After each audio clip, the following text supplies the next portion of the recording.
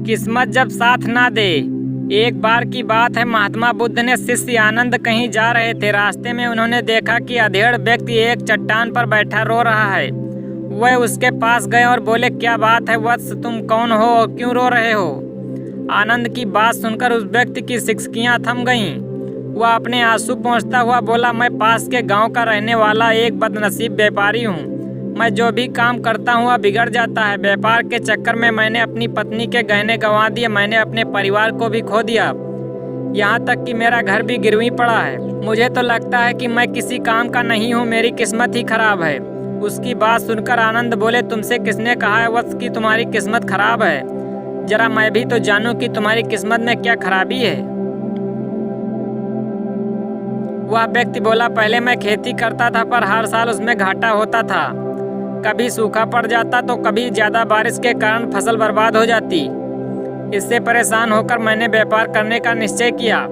मैंने पत्नी के गहने बेचकर अपना व्यापार शुरू किया, लेकिन व्यापार नहीं चला। शुरू में परिवार वालों ने मेरा साथ दिया, लेकिन जैसे जैसे मुझे नुकसान होने लगा मेरे परिवार वाले भी मुझसे दूर हो गए। मैं यह आप सब उनके लिए ही कर रहा था, लेकिन अब वे लोग मुझे देखकर नजरें फेर लेते हैं और मुझे ही मेरे परिवार की दुर्दशा का जिम्मेदार ठहराते हैं।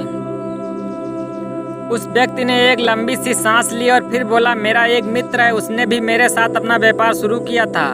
उसका व्यापार अच्छा चल रहा है।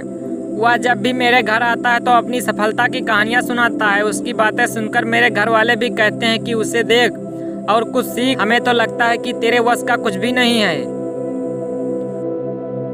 उन लोगों की बातें सुनकर अब तो मुझे भी लगने लगा है कि शायद मेरे वश का कुछ भी नहीं है। अब तो मुझे अपना जीवन ही व्यर्थ लगने लगा है। मेरे मन में ख्याल आता है कि अपना जीवन समाप्त कर लूं। मैं यहाँ आया भी इसी इरादे से था, लेकिन हिम्मत नहीं कर पाया, इसीलिए यहाँ एकांत में बैठा विलाप कर रहा था। आनंद बोले, वो तो ये बात है, वैसे क्या तुम इसके अलावा कुछ और भी कहना चाहते हो? उनकी बात सुनकर वह व्यक्ति बोला, एक और मेरा हर काम खराब हो जाता है। दूसरी ओर मेरा मित्र है जो मुझे हर समय नीचा दिखाने का प्रयत्न करता रहता है। मुझे समझ में ही नहीं आता है कि मैं क्या करूं। आनंद बोले, क्या तुम अपने मित्र की बातें सुनकर दुखी हो जाते हो? हाँ, मैं उसकी बातें सुनकर स्वयं दुखी हो जाता हूँ, उस व्यक्ति ने जवाब दिया।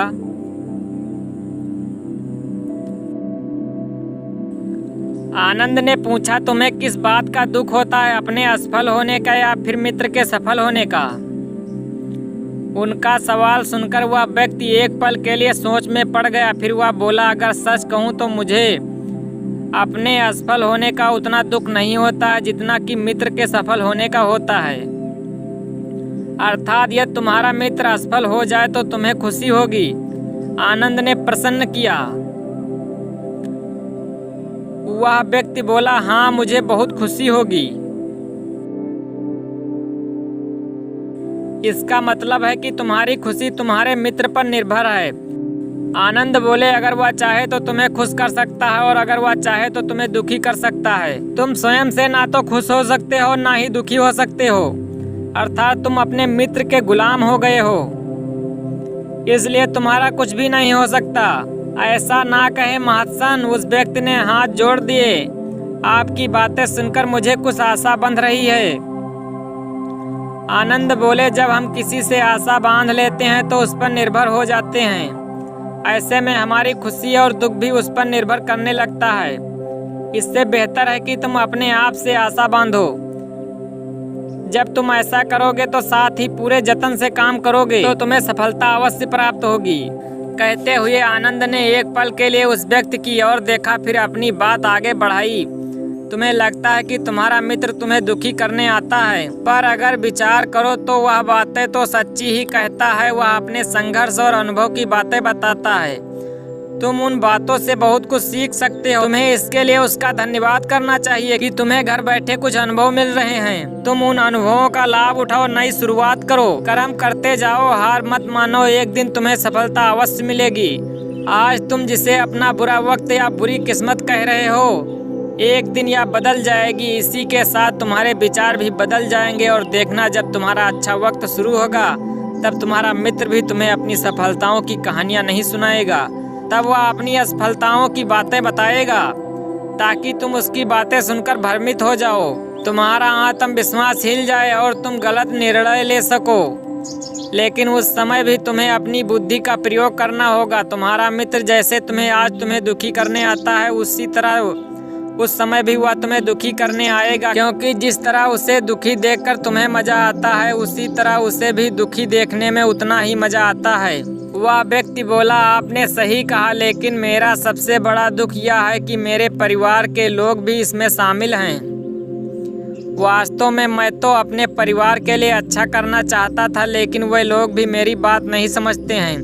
वे भी मुझे गलत कहते हैं और अब तो वे मेरे साथ भी नहीं हैं।